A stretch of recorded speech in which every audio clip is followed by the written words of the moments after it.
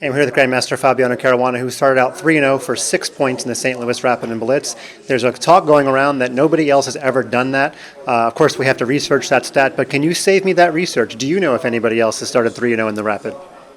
Not that I remember, but it hasn't been going on a very long time. Not that I can remember. All right, well, thanks a lot. I'll have to do the research. But let me ask you, in your 3 games, you were the aggressor in the first 2. You won both of those. In the third game, you were in a little bit of trouble, and Mamediarov was the aggressor. So in these Rapid and Blitz games, does it pay a little bit to be on the initiative?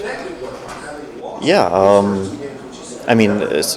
especially in the second game, it's clear that Levon went for a line which maybe is not even good, but also you definitely shouldn't play when you don't have much time, because it's much easier for Black to play.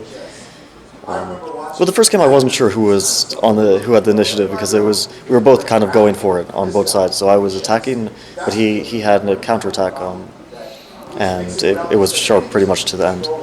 And this game, I think that Shock played very well up to a point, and then Bishop D1 was and Bishop B5 and Rook D3 was probably a sequence of moves was just not very good. And your second game against Levon was quite pretty, because you had all these dark squares that you were hopping your knights and your queens to on the king side. When did you find this idea of playing knight to G3? When I played at knight H5, I already kind of saw that this is an idea in a lot of lines. And I was trying to make queen G3 work, because it's also an idea. Like queen G3, if he takes on G3, then knight G3 is this beautiful double knight mate. But after taking on F3, it doesn't. Sometimes it works and sometimes it doesn't. But it was good enough. I believe I've asked you this question before, but given what happened today, I want to ask you again, do you consider yourself a streaky player? You haven't had a good Grand Chess Tour so far, but you're off to a lightning start here. Oh, we'll see if the streak continues, but so far it's going very well. And you had a pretty good U.S. championship. Were it not for a once-in-a-lifetime performance by Sam Shanklin, you would have won. Magnus is kind of known for not always playing that well on Norwegian soil. Do you feel like you play a little bit better when you're in St. Louis? I think traditionally I've played pretty well here. I've had my bad results. Sinkfield Cup 2015 and 2017 were both, I was in a minus score, but I have won a number of events here. So overall, I think it's been a good place for me to play. Maurice made the claim on the broadcast that you have worked harder in the last 2 months on your chess than you ever have before. I'm not sure if Maurice is on your speed dial and how he might know this, but perhaps he does. Do you agree with his statement, though? I think he has no idea what he's talking about. But I have worked hard on chess. Yeah, well, I mean, he's got to fill up the airtime somehow. In a different recent profile of you, it said that your computer costs about $12,000 or $13,000. Are you a big computer expert? Did you build that computer yourself, or how much do you know about the inner workings of your big computer?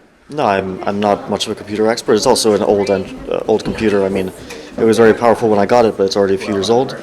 So you can definitely get stronger hardware for much cheaper now. But I did have it built at the time, and it served me well over the years. Is that one of the things you have to think about in your build-up to the World Championship, a bit of a technological arms race, or is it more about how you use the technology rather than having the number one technology? Yeah, I think it's how you use it, and also it really, it makes a difference. Of course, we are trying to prepare as well as possible, but it's not the main factor in the match. I mean, you still have to play well. Even if you get good positions in the opening, it doesn't mean that you're going to win the match. Gotcha. And final question, you are playing a lot more chess than Magnus leading up to the World Championship. Maurice, again, was talking about your fitness. I have no idea if you're going to the gym with Maurice. It sounds like the answer is no. But is physical stamina going to play a part in the next couple months of your lead up to the World Championship? Yeah, I mean, Magnus is known for being in very good shape and having a lot of energy. So I'll have to keep up with him in terms of energy, and I'll have to be in good shape for that too.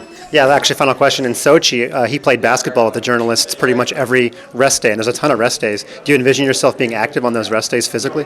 Yeah, I definitely will. I just don't know what I'll do.